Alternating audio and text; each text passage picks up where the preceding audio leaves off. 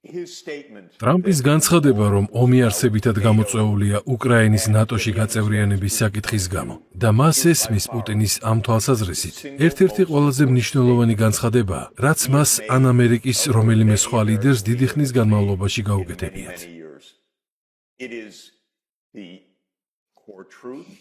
ეს ფუნდამენტური ჭეშმარიტებაა, რომელიც მთლიანად ხსნის მთელ ამ მოვლენათა ჯაჭვს. ჩვენ ამაზე ბევრი გვისაუბრია და ბევრიც დაგვიწერია. თუმცა ეს იდეა წლების განმავლობაში ტაბუირებული იყო.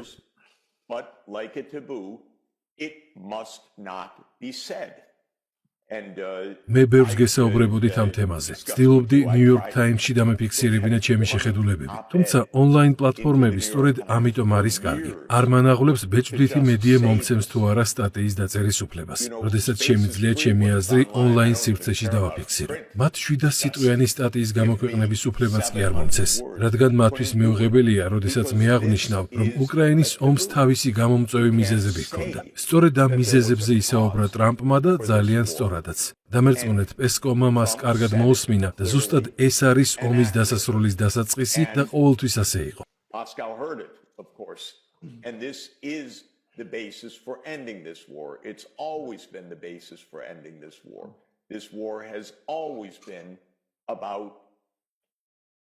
ეს ომი იმთავითო განპირობებული იყო ზესახელმწიფოების უსაფრთხოების საკითხებითა და მათ შორის არსებული დინამიკით.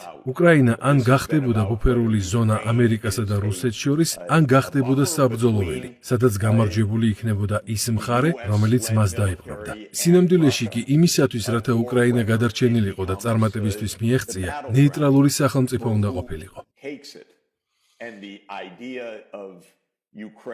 To survive, indeed to thrive, will be neutral.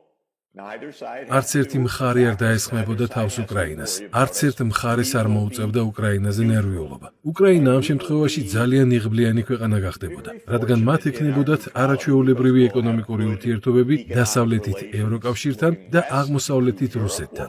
ამერიკის შეერთებულმა შტატებმა ეს პერსპექტივა გაანადგურა. მათ ეს შეგნებულად გააკეთეს, რადგან ამერიკის Deep State-ის ლექსიკონში არ არსებობს უფრო საძულველი სიტყვა, ვიდრე ნეიტრალიტეტი.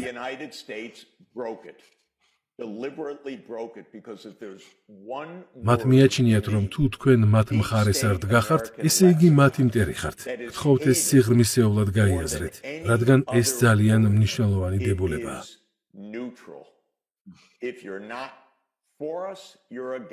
გამოიწერე და გაიგე ამბები ლიბერალური ცენზურის გარეშე.